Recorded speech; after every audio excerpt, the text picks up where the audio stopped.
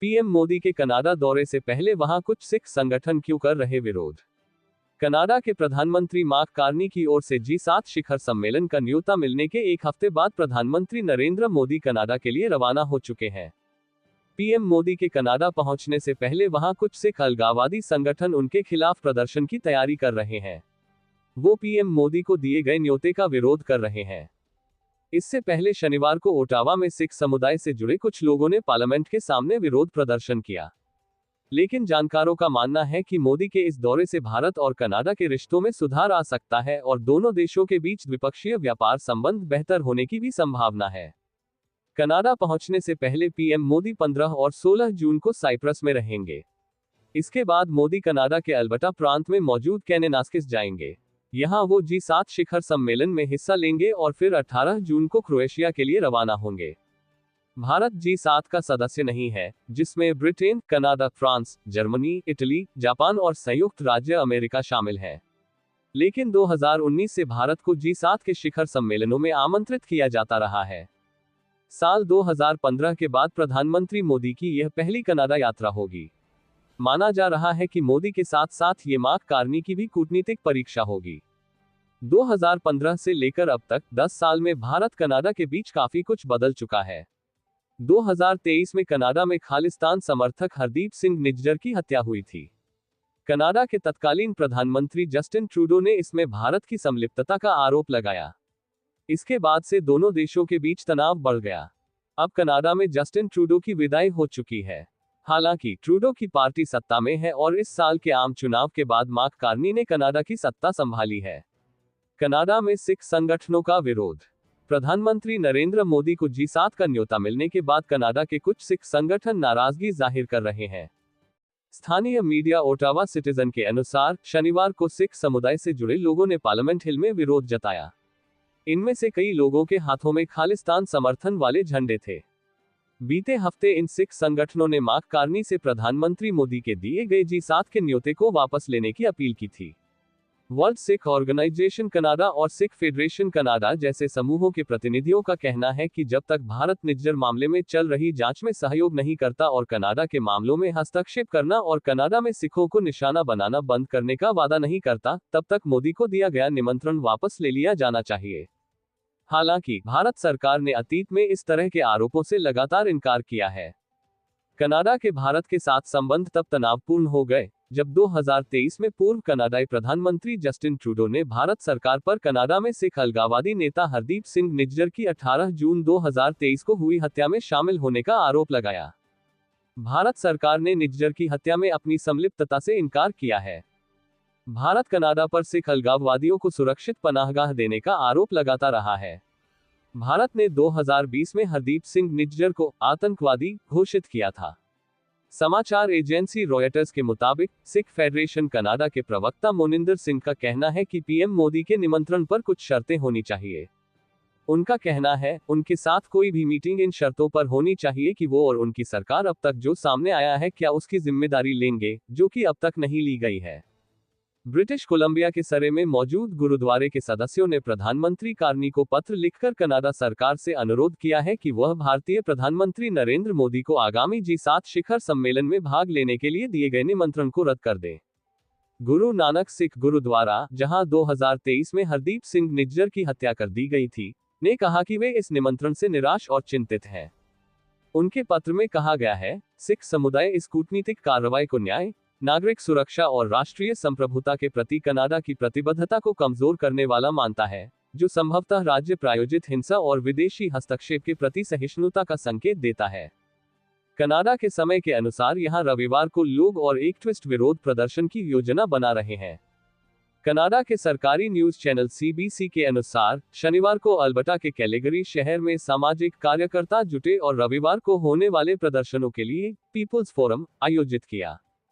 Canada Sikh federation के प्रवक्ता मोनिंदर सिंह ने कहा, चर्चा का विषय ये रहा है कि जब तक पीएम मोदी देश से बाहर नहीं चले जाते, तब तक विरोध जारी रखा जाए। मोदी की यात्रा विश्वास बहाली का अवसर। कनाडा के प्रधानमंत्री मार्क कार्नी द्वारा प्रधानमंत्री मोदी को दिए गए निमंत्रण को कई लोग एक महत्वपूर्ण कूटनीतिक पहल और भारत कनाडा संबंधों में एक नई संभावना के रूप में देख रहे हैं। मॉन्ट्रियल स्थित इंडिया कनाडा ऑर्गेनाइजेशन (ICO) के उपाध्यक्ष हरजीत सिंह संधू ने कहा, हम आपका मोदी कनाडा में हार्दिक स्वागत करते हैं और आशा करते हैं कि आपके आने से भारत और कनाडा के बीच संबंध और भी मजबूत और समृद्ध होंगे। कनाडा में रहने वाले पत्रकार हरप्रीत सिंह ने भी इसी तरह की भावना व्यक्त की है। हरप्रीत सिंह का कहना है, हमारे प्रधानमंत्री मार्क कार्नी ने प्रधानमंत्री मोदी को आमंत्रित किया है, जो एक स्वागत योग्य कदम है।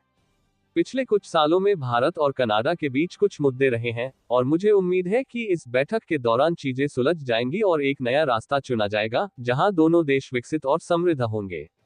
हमें व्यापार, टेक्नोलॉजी और निवेश में बेहतर संबंध बनाने की जरूरत है। इससे भारत और कनाडा दोनों समृद्ध हो सकते हैं। कनाडा के विपक्षी न्यू डेमोक्रेटिक पार्टी की नेता और वैंकूवर ईस्ट से सांसद जेनी क्वान ने कार्नी सरकार के फैसले की आलोचना की है। जेनी क्वान ने एक्स पर लिखा, मोदी के लिए रेड कारपेट बिछाना सही नहीं है क्योंकि भारत कनाडा के अधिकारियों के साथ सहयोग करने से इनकार करता है और हत्याओं के लिए जिम्मेदारी से इनकार करता है। ये कदम हमारे देश में हस्तक्षेप और हिंसा के लिए विदेशी शक्तियों को जवाबदेह ठहराने के प्रयासों को कमजोर करता है। न्यू जर्सी में ग्लोबल इंडियन डायस्पोरा अलायंस के अध्यक्ष एच स्पेनेसर ने इस यात्रा की सराहना करते हुए इसे भारत कनाडाई संबंधों को फिर से स्थापित करने और पुनर्निर्माण करने का एक महत्वपूर्ण क्षण बताया। पनेसर ने ANI को बताया, जून 2025 तक प्रधानमंत्री मोदी की G7 शिखर सम्मेलन में भागीदारी को भारतीय प्रवासी और द्विपक्षीय संबंधों में हाल ही में आए तनाव को दूर करने और सुधारने के लिए एक महत्वपूर्ण अवसर के रूप में देखा जा रहा है। मोदी के दौरे से कई उम्मीदें। पिछले महीने भारत के विदेश मंत्री एस जयशंकर और कनाडा की विदेश मंत्री अनीता आनंद ने फोन पर बात की थी। दोनों के बीच द्विपक्षीय आर्थिक सहयोग को गहरा करने और साझा प्राथमिकताओं को आगे बढ़ाने के तरीकों पर चर्चा हुई थी। भारत और कनाडा के प्रधानमंत्रियों की G7 कनाडा शिखर सम्मेलन के दौरान मुलाकात पर विदेश मंत्रालय के प्रवक्ता रणधीर जायसवाल का बयान भी सामने आया है। प्रेस ब्रीफिंग में रणधीर जायसवाल ने कहा, दोनों नेताओं के बीच आगामी बैठक से आपसी सम्मान, साझा हितों और एक दूसरे की चिंताओं के प्रति संवेदनशीलता के आधार पर संबंधों को फिर से स्थापित करने के रास्ते तलाशने में मदद मिलेगी। ब्लूमबर्ग की एक रिपोर्ट के मुताबिक भारत और कनाडा ने आतंकवाद, अपराध पर खुफिया जानकारी साझा करने के लिए समझौता किया है। रिपोर्ट के मुताबिक कनाडा और भारत की सरकारें सीमा पार अपराधों के बारे में सूचना साझा करने के लिए एक नई व्यवस्था बनाने जा रही हैं।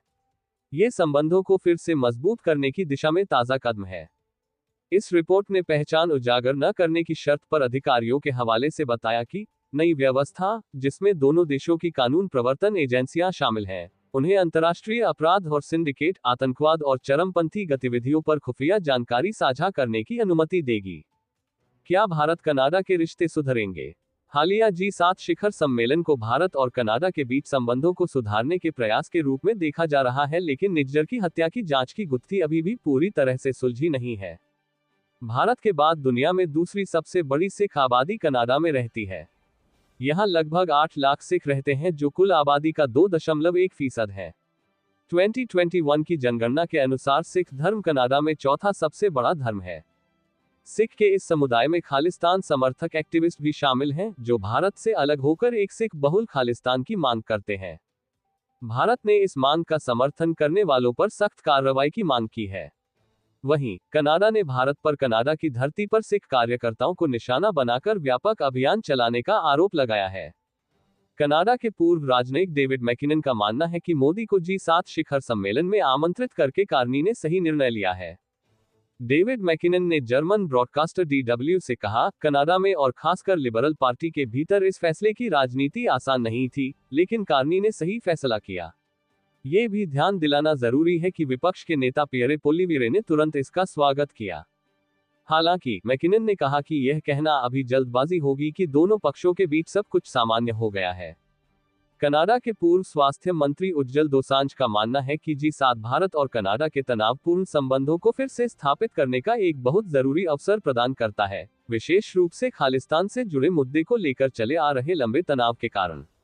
समाचार एजेंसी ANI से बातचीत में दोसांझ कहते हैं, नेताओं को पता है कि किसी देश के साथ समस्या होने पर भी उसके महत्व को नजरअंदाज नहीं किया जा सकता है। वे आपस में संबंध बहाल करने के तरीके खोज लेते हैं। ऐसा लगता है कि कार्नी भी यही तरीका अपना रहे हैं। विदेश नीति विश्लेषक माइकल कुगलमैन का कहना है कि द्विपक्षीय संबंधों की बेहतरी से ही खालिस्तान के मुद्दे को संभाला जा सकता है।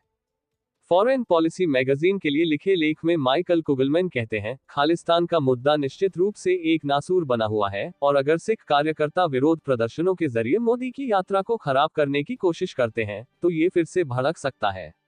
लेकिन अगर दूसरे क्षेत्रों में द्विपक्षीय संबंध बेहतर होते हैं, तो इसे संभालना आसान हो सकता है। कुगलमैन का मानना है कि दोनों देशों के पास द्विपक्षीय व्यापार संबंध को बढ़ाने के लिए मजबूत वजह है, क्योंकि अमेरिका की टैरिफ नीतियां भारत और कनाडा दोनों को प्रभावित कर सकती हैं।